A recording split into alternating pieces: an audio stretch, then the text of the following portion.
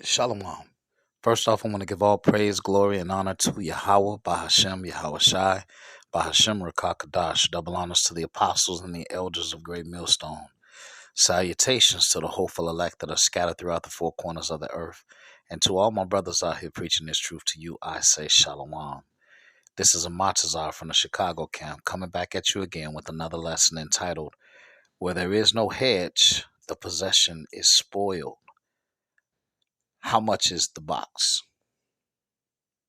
So in this thumbnail, you see women completely naked doing a some type of demonstration. Okay. Now this demonstration they call empowerment. Okay. And in fact, it is not empowerment at all. How do you get naked? All right. And whether you're standing or laying on the ground or whatever, or marching up the street naked, how does that empower you? See, Esau messes around with the language. That's not empowerment. In fact, what that is rebellion. And in this lesson, we're going to talk about that. Okay. The title of this lesson is Where There Is No Hedge. It says the possession is spoiled. The woman is the possession. And the hedge is a man of the Lord. Now, if there's no man of the Lord, okay, a woman left to herself, left to her own devices, she's going to be spoiled. She's going to spoil herself because the woman is full of wickedness. Okay. When she's not operating in her position that the Lord created her to operate in, she's full of wickedness. And we're going to see that in this lesson. Okay. So this is not empowerment, it's actually rebellion. Okay. Let's take a look at, let's see. Let's take a look at another photo. Um, um, nope. Let's go here. Photos. There we go. All right. So let's take a look at this photo. Now, this collage, all right, is actually a collage in the centerpiece, okay, this so-called uh, African American woman in the middle, okay. This is a picture that I took with my own phone, all right, at the airport, all right. So from a distance, this woman actually looks like she has no clothes on. If you can see the curvature and the crack of her ass, all right, she's got it out there for the world to see. It looks like from a distance she doesn't have any clothes on actually, but in fact, of course, she does. All right, but she's dressed with the attire of a harlot. All right. Now, if I was to walk up to this woman and I asked her how much is the box, she would be greatly offended. Greatly offended. Okay. But why would she be offended when she's dressed that way? Let's see what Mr. Dave Chappelle has to say. Okay? Let's see what Mr. Dave Chappelle has to say.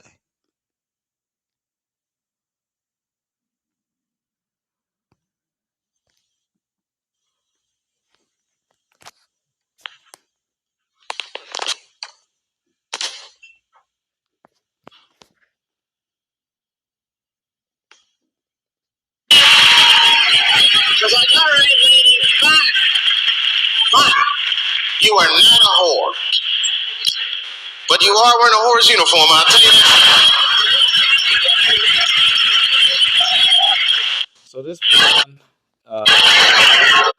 was done years ago. Okay. All right. And Mr. Dave Chappelle touched on the subject, talking about the dress of these women, right? All right. So in this collage, again, you have the attire of a harlot, right? You also have, all right, in the scriptures talk about modest apparel, all right, and also um, the scriptures also talk about strange apparel. So top left hand corner, you have Looks like either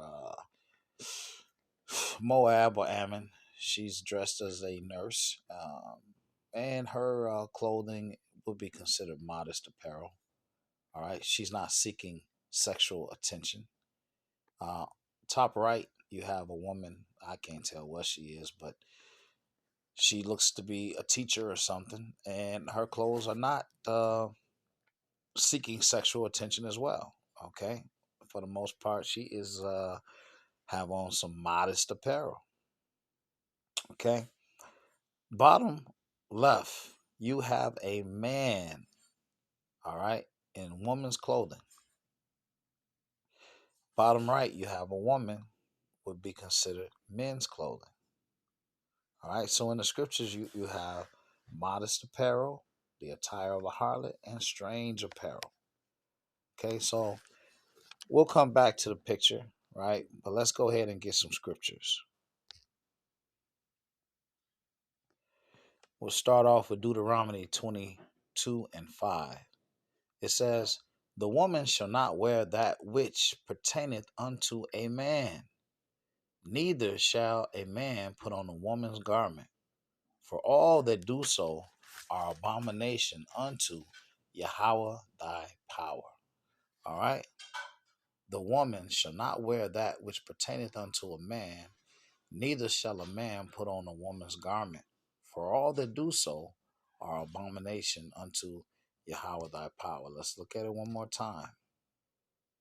Bottom left, you have a man in woman's clothing, and you have a woman in man's clothing. Okay. All right.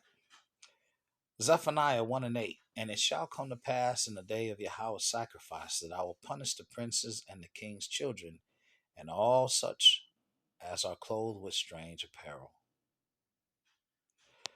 Sirach 36:24 through 25. It says, "He that getteth the wife beginneth the possession, a help like unto himself, and a pillar of rest." Okay, so first and foremost, let's understand that a woman is a man's possession. You see, so when you see these women out here with their ass out, it's because they are in rebellion. All right, they are in rebellion, and the scriptures say that rebellion and stubbornness as is unto witchcraft. We're going to cover that. It says, "He that getteth the wife beginneth the possession, a help like unto himself, and a pillar of rest." All right, so your wife is your possession, okay, and she's a help. She's supposed to be a help to you, and she should be your pillar of rest. Verse 25 says, "Where no hedge is, there the possession is spoiled." All right, where there no hedge is, there the possession is spoiled. "And he that hath no wife will wander up and down mourning." All right, so the man of the Lord is the hedge. Okay, when there is no man of the Lord and the women are left to their devices, they're just full of wickedness. Okay, it says, "Where there is no hedge, there the possession is spoiled." All right, the woman or the wife is your possession. "And he that hath no wife will wander up and down mourning." All right. So when men don't have wives, they are in a state of a sort of state of mourning. Okay, because they don't have that pillar of rest. All right. So they're constantly in a state of mourning. I know men who wish they had the comfort of a woman, that pillar of rest. All right, that help. Proverbs 7 and 10. Let's get into this attire. All right. It says, Proverbs 7 and 10, "And behold, there met him a woman with the attire of a harlot, and subtle of heart. She is loud and stubborn, and her feet abide not in her house. Now is she without, now in the streets, and lieth in wait at every corner." So when you read Proverbs, the seventh chapter, starting at the first verse, it talks about a simple man. Okay.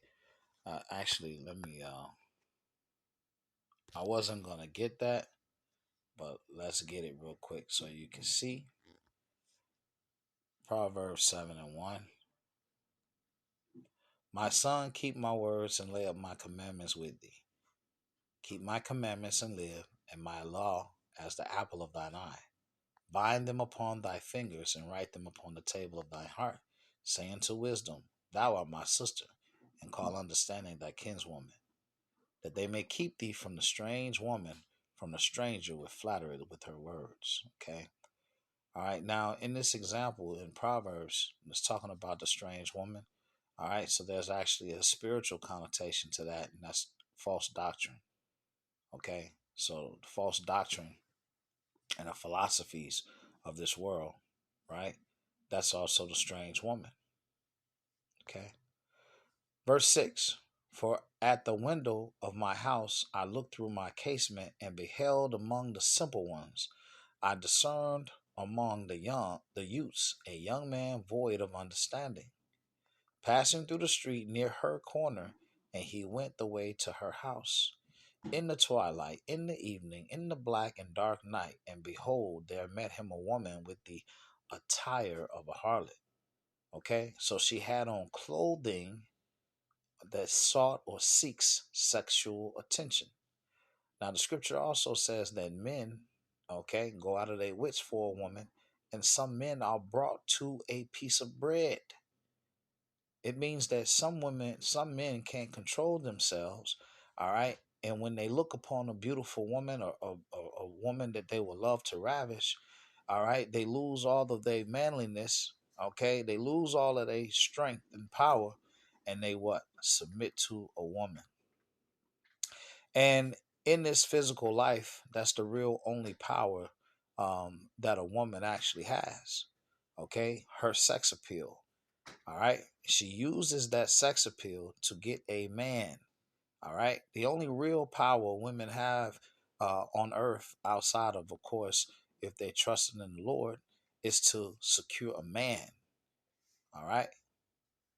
So they use their beauty and sexual wiles to secure a man. That's how they gain power, when they're able to control a man. All you got to do is think about all of the movies, all of these great old time movies. What does the woman do? She tries to seduce, all right, the man that has the power. That's how she's able, all right, to be on the same level as the man. Verse 11, she is loud and stubborn, and her feet abide not in her house. Now is she without, now in the streets, and lieth in wait at every corner. All right. So this woman, all right, it's gonna be one of them women that's always out and about in the street.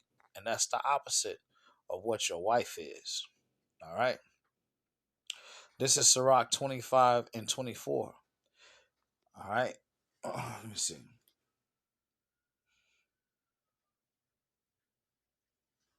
25 and 24. Of the woman came the beginning of sin, and through her we all die. Give the water no passage, neither a wicked woman liberty to gad abroad. Okay? Now we just got through reading in Proverbs 7. It says that a woman, a harlot, right? She gonna be always out in the street. Okay? It says her feet abide not in her house. Look what Sirach 25 and 25 says. It says, give the water no passage, neither a wicked woman liberty to gad abroad, or freedom to be running around in the street. You see, a wicked woman running around in the street is a bad thing. Let's get into the modest apparel. 1 Timothy 2 and 9. Now, I'm going to show you where this rebellion is. You got this rebellion, and I'm going to read 9 through 15 because you have to understand the whole concept, all right? And you'll see why the woman is in, and one of the reasons why the woman is in rebellion.